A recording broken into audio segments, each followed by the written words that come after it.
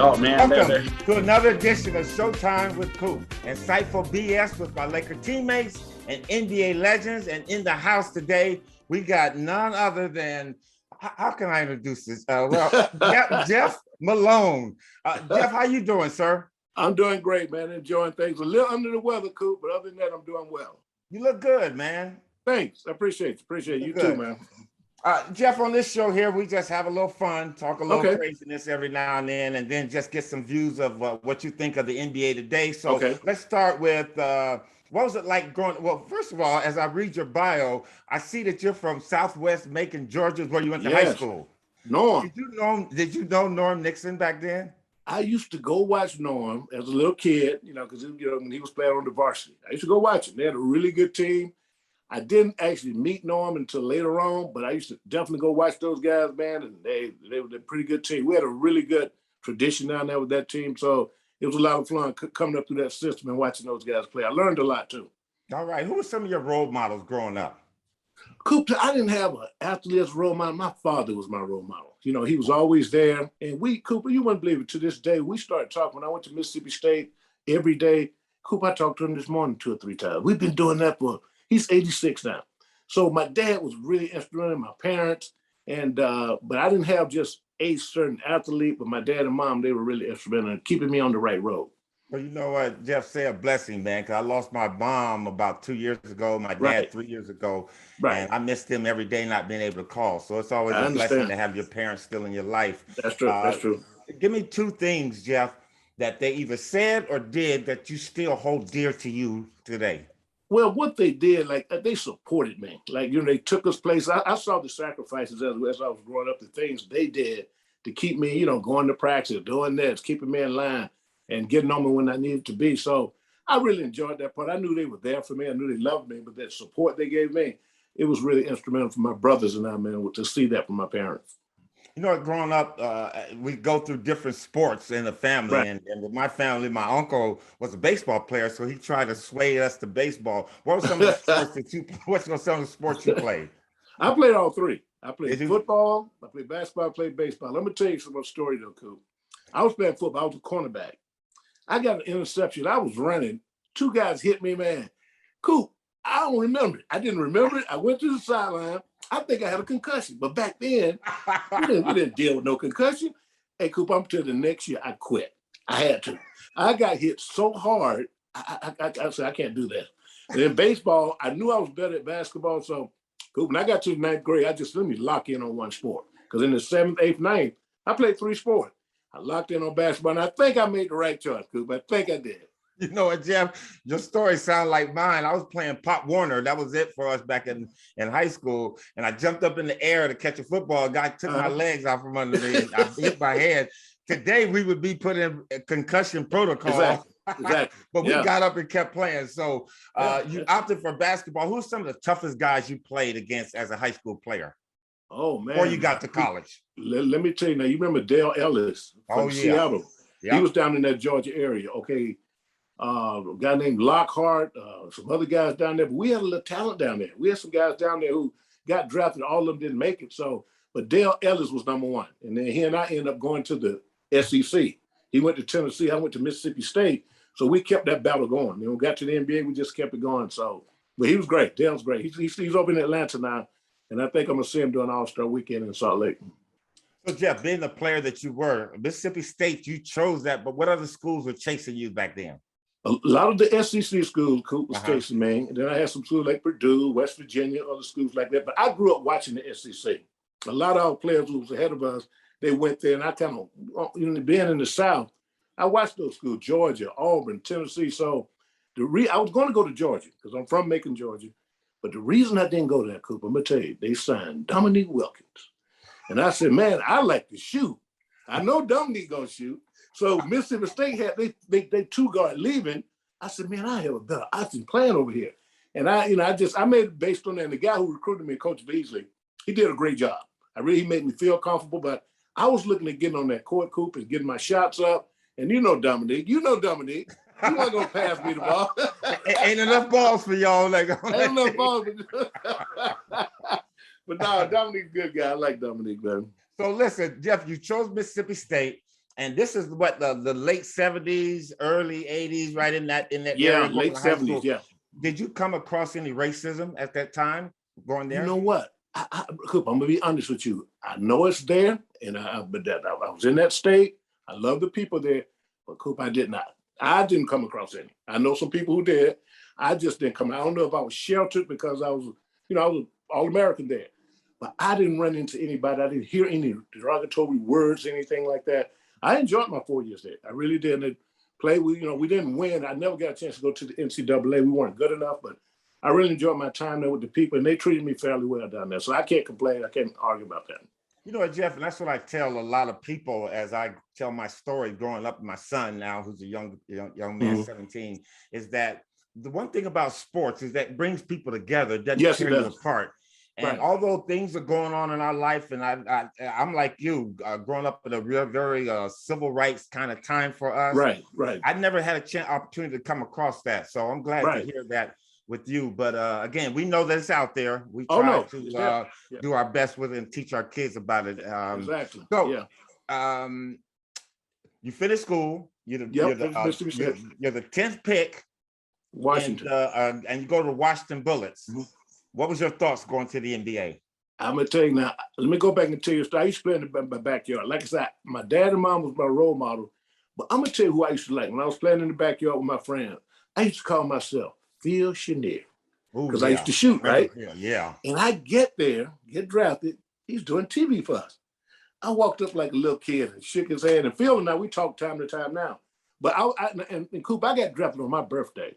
You can't ask for a better birthday present. I got drafted on June 28th, and I was like, whoa, and I had a migraine headache, and I was so excited. Had that migraine, Coop, but I had to get to the club, man, because you got to show out, right? So my headache went away. I went to the club, feeling all good about myself, but that was a special day. It was a great day, and to be in the 10th pick, man, and I think I worked hard to get there, Coop, and I enjoyed it, man, and D.C. is a great town, and had a good 7-year run there. Now, were you Wes Unseld on the team still? No, Wes was gone. When I got there, it was Jeff Rulon, Rick Mahorn, Greg Ballard, Ricky Sobers, Frank Johnson. Oh, that's right. You had the Bruise Brothers. He had the Bruise Brothers. Hey, Coop, that's how you used to get open on them screens. We used to pick you. We used to hit you, Coop. You know what, Jeff? I used to love playing with those guys.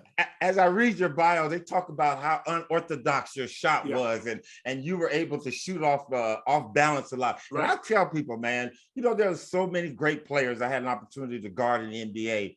You were one of the hardest ones, and on my list. And it was only because what kept your focus when you're off balance? Because we're always taught to be fundamentally sound, go straight up, straight down, but you can shoot off balance a lot. How did you create that? Let me tell you the story about it. When I was in Mississippi State, I was a straight up and down guy.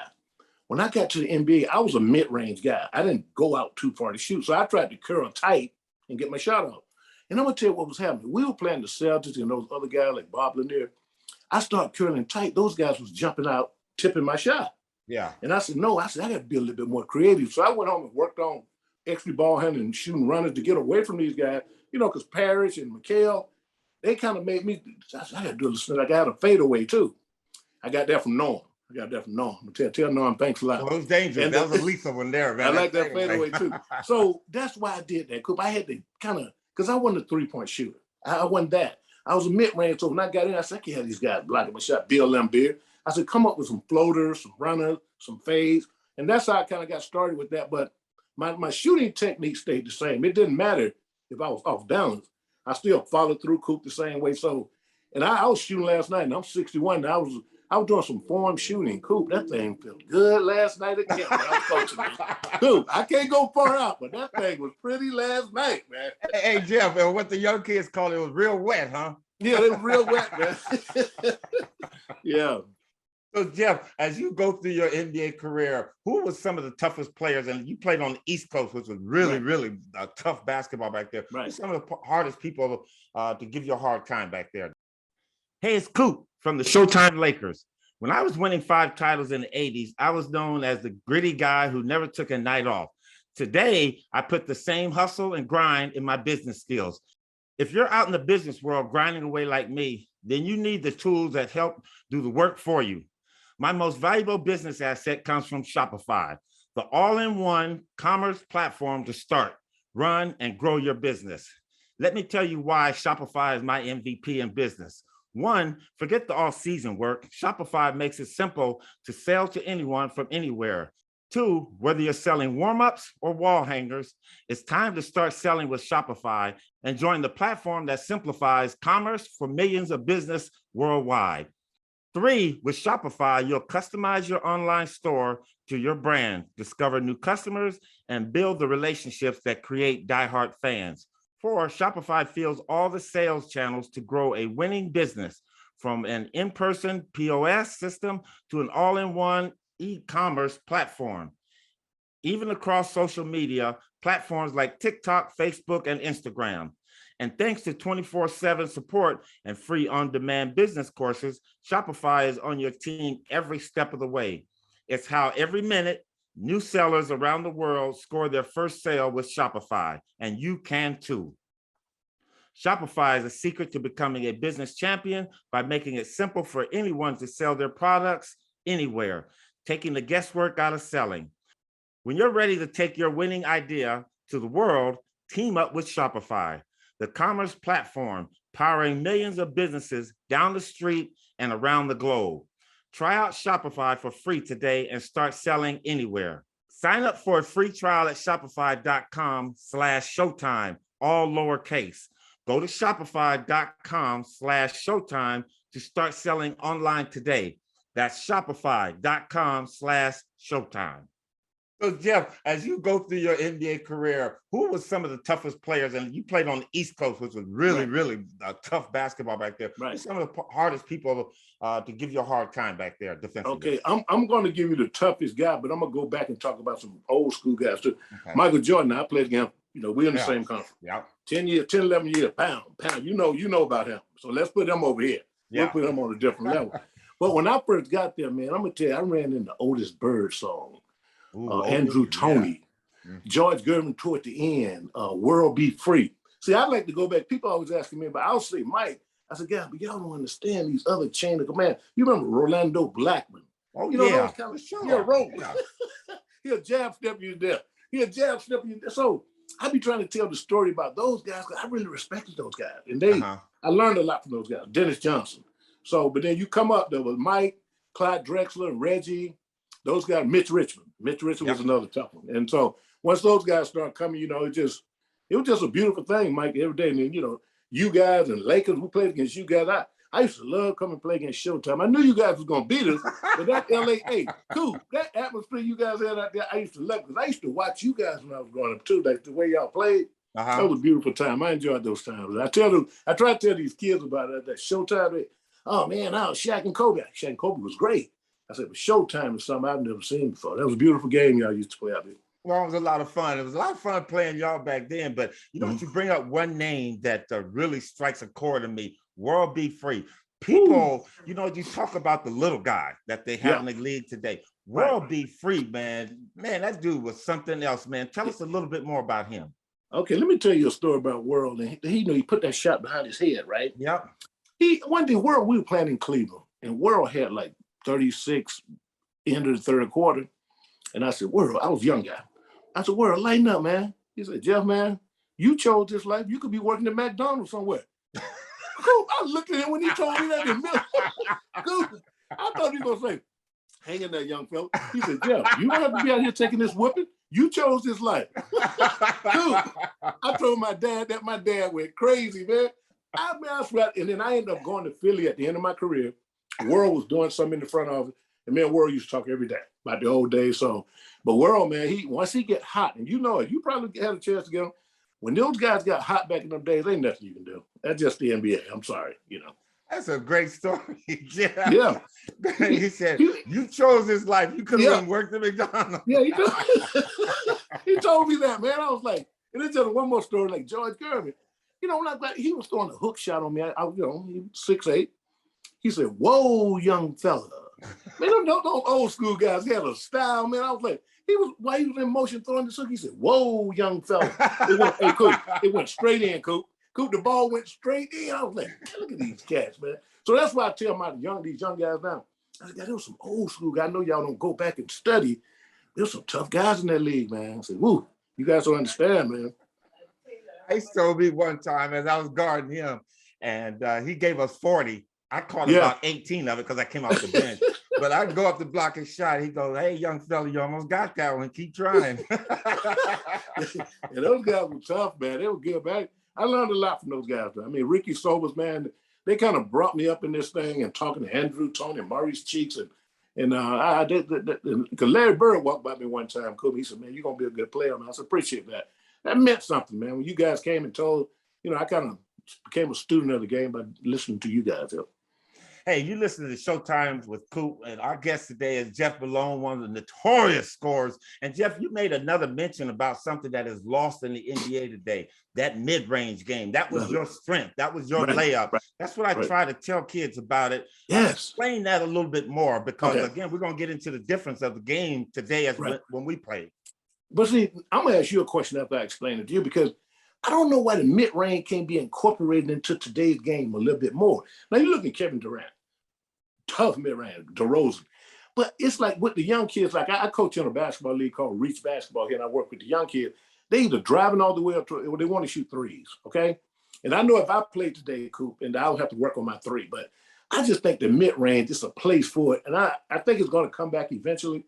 But man, Coop, I was trying to take the highest percentage shot I could. I wasn't worried about, I shot a few threes, but I was trying to get, the nice, close. I wanted to shoot 50% every night. That was my way of thinking. So, and I just developed that, and I kind of perfected it in my own little way, and I just think it's a place for it into game now, because I love when guys pull up, man. But now guys get to the rim, they're kicking out to the three-point line instead of make a layup. So, whole different ball game nowadays, but I still love to watch it, though. Well, that thought process is gone. Jeff, we're at the point of the show I call Coop's Lightning Round. And I'm going to give you 5 names. You tell me about as much or as little about these players I'm going to talk to you about, okay? Okay. First one, John Stockton. Crafty, best passer I ever played with, running the wing. I don't have to look back. I know if I'm open, the ball is already coming. He's one of those guys, they're talking football about throwing somebody open. I've never seen anything like it. And I shot the high 40s in Washington. When I got to Utah, I had 2 years of shooting 50, 51. Love playing with John. Wow. Best point guard I ever played with. Next one, the late, great, I love this dude, Moses Malone. Oh, Big Mo. Caught Big Mo in Washington and played with him in Philly. And I didn't do all my homework. Moses was a 3-time MVP. I thought he had 1 or 2. And I looked up Moses' stats, man, and boys rebounding, dominant, and just, we get to the gym. We get there early. Moses already sweating. He done did something in the pool, the bike. I'm like, and see, and Moses and them guys told me about icing knees. They said, I'm a young guy. They said, man, always ice your knees. He and Bernard King. I said, why? Man, I'm telling you, always ice. And I started just icing for no reason then. I mean, they taught me all that. I just started putting ice on my knees. But I love working with relentless. Moses is relentless, man. So the next one, Kobe Bryant. Kobe, true greatness. I'm not saying it's the late. I think he's the second best 2 guard in the history of the game, behind Mike. Champion. What can be said about him? He's the first ballot, second, third, whatever, best Hall of Famer. And I enjoyed watching Kobe because he was relentless. Reggie Miller. Reggie, off screen. Now Reggie he had better range than me, but Reggie, man, just guarding him, man, it was tough. He's running around all those screens and he was clutch too. That's one thing I'll give Reggie in terms of late game, man. He's clutch, and I really enjoyed. I caught him when he was young too in Coop. I used to kill him when he was young. Now, once he got better, I just started kicking my butt on the way out. And he's great, though. I enjoy Reggie. Last but not least, LeBron James. We always talk GOAT, and I think Mike is my GOAT or Kareem. That's just me right now. LeBron's chapter still being written. But one of the best all-around players probably we ever seen in this league. I mean, and then people always talk about scoring. This guy's getting ready to get Kareem. He averaged about 27 for his career, just passed Magic on this assist board. So, and then for a guy to go, I know you guys went to 9 finals, I think. Well, you 8 or 9 when you were there. This guy went to what, 10? Yeah. And he went back to back. So a winner, probably one of the best all-around players we're going to be. And look at the time he played, Mike.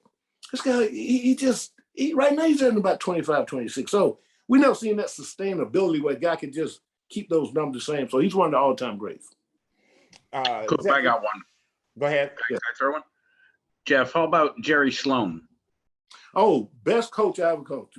Had coaching that. Now I'm not saying anything against the other coaches, but when I got to Utah after 7 years playing in Washington and met Jerry, oh man, he's great. He's straight up, hard nosed, and I learned a lot from Jerry. Jerry's one of the best coaches I've ever had in this league, and I had a chance to talk to Jerry right before he passed, man, and he was a little coherent, man. We had a nice 15-minute conversation, man, but he's the best coach I ever had in the NBA. You know, Jeff, you mentioned about playing, a lot of teams and stuff like that, but you played for the Bullets, the Jazz, the Sixers, the Heat. Which team would you consider probably the best team you played with or for? Now, from a winning perspective, Utah was great. And in that town, there's no football, no basketball, and the fans are great. So that's the best team in terms of being with John and Carl and we went to a Western Conference Finals and Portland knocked us out. Now, Washington was great too. They drafted me, so I got a special place for them. I enjoyed living in D.C. We just never could get over the hump. But I would say Utah, because Philly, I was kind of on the back end. But Utah, man, it was at the packed house every night, Mike, and the fans are so loyal there. You go out in the city, they make you feel good because it's a smaller market. But I really enjoyed playing with John and Carl, two Hall of Famers. It was fun playing with those guys too. Jeff, who would you say is a player that plays like you in today's game?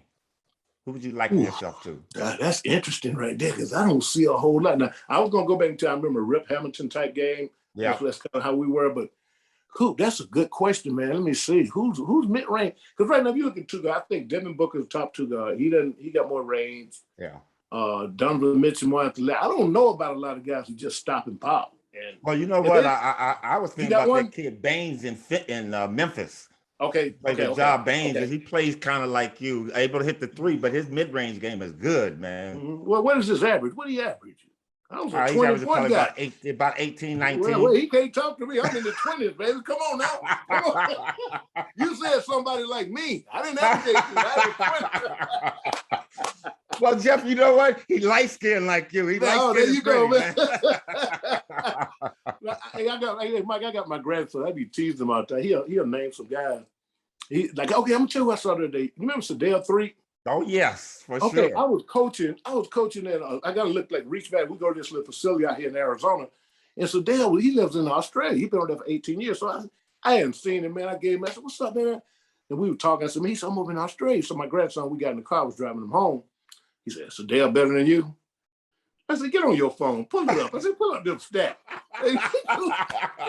Sadell had like 9,000, 9 points a game. I said, "Now pull mine up. 17,000, 19 points a game." He started laughing. I said, "Does that answer your question?" Hey, Jeff, you know what?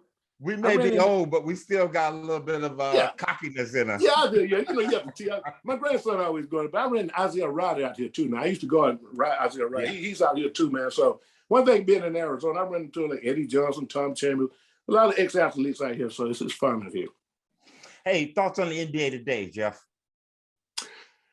3-point shooting league, wide open, high pick and roll. I mean, I miss, you know what I miss? Like, we used to post. You remember we used to run post plays, split the post and all that. Yeah. See, Embiid, would you say Embiid the best big post guy in the league? Who's your top 3 post guys you think? Because look at Joker play. He don't really post. Exactly. So, that's what I'm saying. So I would go Embiid. That's a good one. That's what I'm saying. I can't find him. Maybe Drummond. I mean, he doesn't post a lot either. I'm just reaching, Jeff. I'm reaching now. I got this Harden. See, okay, I remember we used to hit the post and, just down screen, single double. So they don't do a whole lot of single double action. I used to come off the pick. So the game has changed and evolved. I understand that, and I still love to watch it. But I like to see a few more down screens here. But I just think big guys will stretch guys down. I don't think they want big guys to clog up the lane and post. I mean, Anthony Davis will do it a little bit, but I don't think they really want that. So I just don't like the guys will drive down, like I told you, in front of the rim. They'll throw it out for a 3. And I'm going to tell you something else I don't think we could have got. You guys probably could have. On the break, it'll be 3-on-1. A guy shoot a 3-pointer. Yeah. On the break. That's amazing. We had done that. We had done that. Checking in for Jeff Malone. That's what you hear. We were doing that. So I tell my grandson, I said, man, we couldn't pull up on the 3-point shot 3-on-1. We trying to get a layup, but the game is wide open now. And I looked at the averages.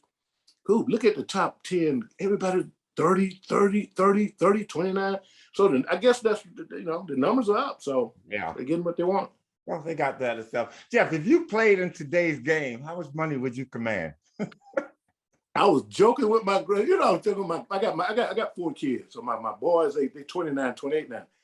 Cool. I really think I was a 2-time All-Star, average 20 for 5-6 years straight. Cool. I look at some guys that 15, 16, 17 to get 150 million. Cool.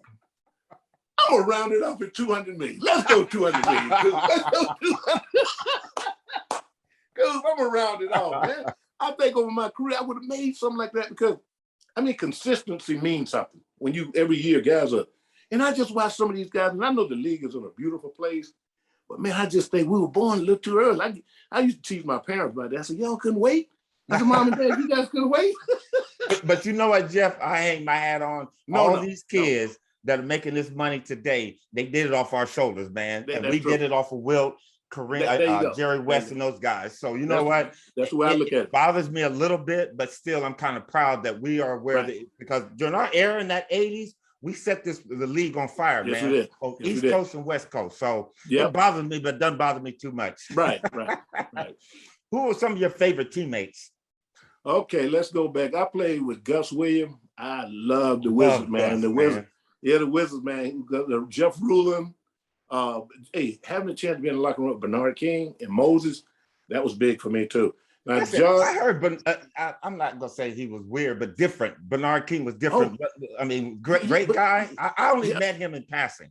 Yeah, I'm gonna tell you something. He's different, but I'm just saying. But sometimes when he's ready to talk, he bring that wisdom to you. But he is different in the locker room. Now he's a different type of guy. Yeah. But he just sat down with me because I was a budding, a little all-star coming up. He gave me some little nuggets. He gave me nuggets. So, and then I was in Utah. Marky, great guy.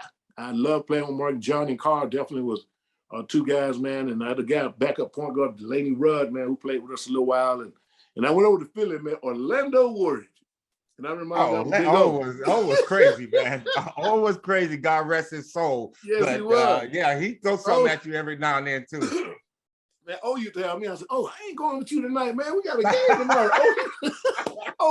I said, man, I'm a little older now. Where you going to? Man, go with me, Jeff. I said, man, had me out one night. We was Miami somewhere. The next day, man, I was 2 for 19. I said, I ain't going out with you anymore, man. I said, I ain't doing that. But then I went down, but let me finish with that. I went down to Miami now. I didn't play a lot. But to see, your ex-coach, to see where Pat ran the ship down there. Yeah. The way, man, Pat used to have us running everything, body fat and all. Man, I lost I went down there, Coop, at the end. I lost about 20 pounds, man, in about 2 weeks. He had me running everything. I almost retired. I didn't want to. Because I knew I was done. I was at the end. And Pat, he picked me up at the end. I said, man, I told my wife, I said, she said, no, hang in there. And I hung around it, but I learned a lot from being in that organization. Stan Van Gundy, all those guys. But they took care of me down there. But it was hard, man. It was hard. And you played, him. Oh yeah, I had a hip replacement surgery from all that running we were doing. Right. 2 of them. You listen to Showtime with Coop. We have Jeff Malone, one of the greatest mid-range shooter in this game, 2-time All-Star. Jeff, a couple more questions for you, sir. Who are your GOATs? And I think you just kind of mentioned one of them. If everybody's talking about the GOAT, who is your GOAT? I'm going to go with Mike is my GOAT. Okay. Greatest of all time. Mike. I got Mike. Then let me give you 3 guys. And I'll go Kareem and LeBron right there. Now, I'm not knocking Magic, Wilt, and those guys. I think they're right up under them guys. But I'm just that's kind of the way I've been going. I've been consistent with that. Now, who are yours? Well, let me ask you this, Jeff. What is it? What are your ingredients for a GOAT? What makes them your GOAT? Okay, I look at longevity and consistency, and then the championship. I don't just look at championship, because all those guys got championships, but I just look how long these guys, how they sustain that effort. And Mike, we can say what we want to say now, but this cat was 6-0 in finals, man, and the way he played, the way he dominated the league and changed the league, and what Kareem did over time with his consistency. And I look at LeBron that same way. I kind of go by the how long they sustain those great efforts. Okay. My GOAT is Kareem Abdul-Jabbar. Okay, I got you. Why I picked him. And I was a big fan of Kareem when he was back in Power Memorial in high school. Right. So I've always been a big fan of Kareem. But for me, a GOAT, how do you stop a GOAT? If you're guarding Jordan, you double or triple team him. Okay. If you're guarding Kobe Bryant, you double or triple, you make him give the ball up. Right. If you are guarding Shaq, I mean, one of his weaknesses was he wasn't a great free throw shooter. So you foul him. If you're guarding a GOAT and he's on his way to the basket and you double triple team him and he might throw the ball away, trying to move the basketball. Kareem was unstoppable. He had an unstoppable shot. You couldn't block his shot. You couldn't double or triple team him because Boston did that, and he still skyhooked their ass to a championship. And when you did double team him, he was able to kick the ball out for good shooters and for layups. And last but not least, you couldn't foul him because Kareem was a good free throw shooter. So that's why, to me, Kareem Abdul-Jabbar is my GOAT. And like you, I'm not disrespecting any of these other great players. LeBron, Kobe Bryant, Magic, Bird, Wilt Chamberlain. I mean, Wilt Chamberlain, some of the best. Everybody. So that's my great player. Yeah, it's some great players at the top, and there's nothing.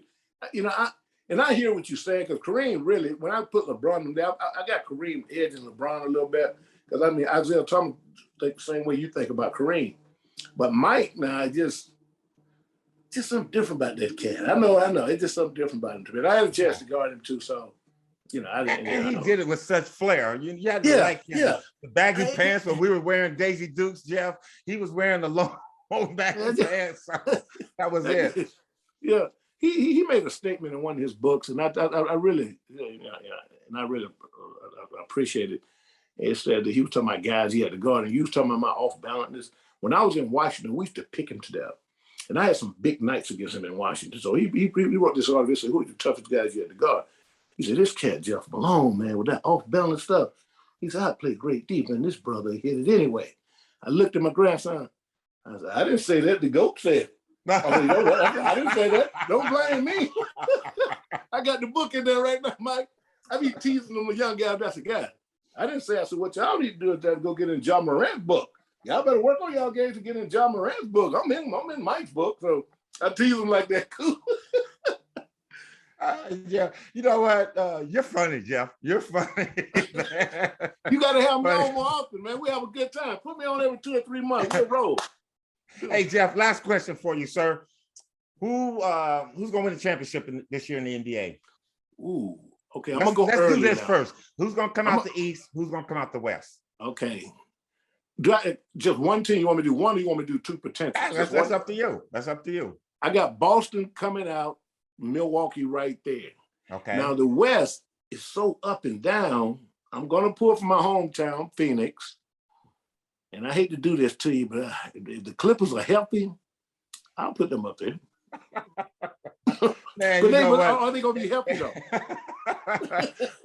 I think they got a good overall team though, collectively. Yeah. Healthy. Got a good coach, a really good coach. So Memphis, maybe need another year. Golden State, will they put it together? Denver. So I'm gonna go Phoenix, Clippers, Boston, Milwaukee. How about you on that? A team that's scary is going to be Memphis, man. If they're going to make big strides this year, but the next 2 years, they're going to be there. Okay, so let's say it's Boston and the Clippers. Who win the championship? Boston. If it's Milwaukee and who else would you say? Phoenix.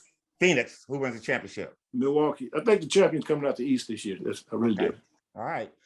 There you got it, folks. Jeff Malone said it. We're not gonna hold him to it because anything can happen, injuries and stuff like that. Yeah, that's Jeff, true. tell us about things you got going on. What's going on in your community? Yeah, I live over here in Chandler, Arizona, and I'm working with a basketball program, a club called Reach Basketball. And we do after school program, we do camps, we do academy, we play games. So I'm really enjoying that. And I just reconnected with the Utah Jazz. I go back there quite often and do junior Jazz NBA camp appearances and kind of hang out with those guys too. So I'm 61 now, Coop. I'm getting there, but I'm enjoying it. I'm going to stay around the game as long as I can because I really just enjoy working with young kids and having fun with them. So that's what I'm doing over here. Hey, Coop, hold on. You're in LA, right? Yeah. Okay, Coop. I got a daughter over there in that area. So if I ever come over, I know you're busy, man. I'll give you a call before I come and maybe we can catch up and have lunch. Because my daughter lives over there. How's your golf game?